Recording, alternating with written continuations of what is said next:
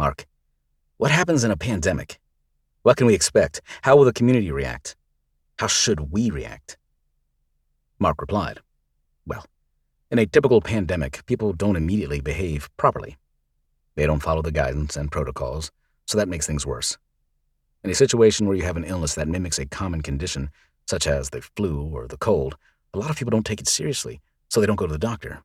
They don't wash their hands, and they don't keep their fingers out of their noses. Under normal conditions, the biosurveillance system in the U.S. is designed to pick up and track severe illnesses, but it requires public participation. If people hide their symptoms or don't go to the doctor, the system does not know what's going on. In the case of this particular disease, this disease masks itself as the common flu, and many medical professionals might just write it off and send people home for rest and fluids. The other side of this is when people are sick, they don't want to go to the hospital because hospitals make people sicker, especially in a public health scare. This disease is really dangerous because you're infected and contagious within a couple of days. You don't even know it. This is unlike Ebola, where if you quarantine someone for 21 days, you're pretty sure they were okay. But they also had some sort of travel history that would alert you to possible exposure. Mark took a breath and continued. Here, we also have the challenge of people dying at home, and now we've got dead bodies all over the place that nobody knows about. As those bodies decompose, they're going to generate bacteria. That bacteria can turn into typhus, cholera, and any number of bad bugs. Charlotte broke in. Wait, so technically, any of us could be sick right now? Mark said, yes, it's quite possible. This brings up another important point. If you've been near anyone that looks remotely sick or hasn't felt well, speak up now. Nobody in the group said anything, but Charlotte tried to break the tension with a bad joke. Well, Cal, guess that counts you out for any lovin' later. Social distancing and all. After a nervous chuckle, Mark said, actually, Cal, aside from me working at the hospital, you're probably the most likely to be infected since you come into contact with so many different people every day in your cruise. If anyone even hints that they might be sick or looks a little off, you should send them home immediately. Germs are germs, and they spread quickly. Charlotte immediately started wiping everything around her with a Lysol wipe and threw a container of baby wipes at Cal's head. Moving back to how a pandemic behaves, normally it goes through communities in waves. People get sick, they die, there's a lull, and then another wave seems to come back through in 4 to 8 weeks. It keeps up that pattern until the pathogens burn themselves out or mutate to something different.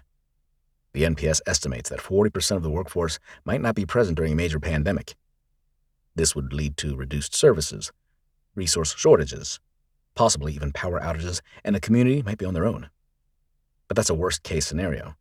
Not sure that this is that kind of pandemic, but we should plan for it just in case. The NPS also indicates that if a situation gets too bad, it makes no sense to try and contain it.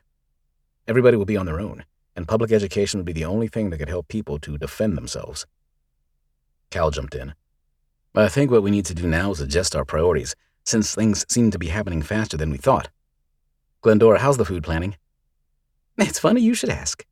I tried to place an order for food for the cafe today, but the restaurant supply house hasn't allowed any orders to go out. Since I can't successfully run the cafe, I just put a sign on the door that has "Closed for now" on it. Whatever's left in the store pantry, fridge, and freezers is for the group. Charlotte spoke up.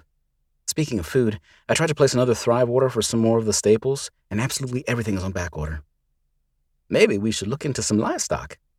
Glendora was only half joking with that suggestion. Well, we have snacks, said Charlotte, holding up a ridiculously large bag of popcorn from her latest Costco raid. Cal said, okay, well, whatever food everyone has, try to preserve it as much as possible. We don't know what's going to happen.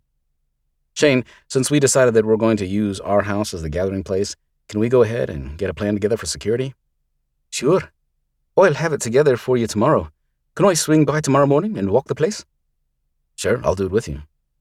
Cal switched gears to Mark and his medical recommendations. What other supplies do we need, and where can we get them? We'll need all the basic trauma gear, bandages, things like that. I've already got all the more advanced supplies on hand. Clara and I always try to remain stocked these days, but as for buying anything else, the hospital is having its own trouble getting supplies, so I doubt much is available in the regular market. I'll see what I can get my hands on tomorrow.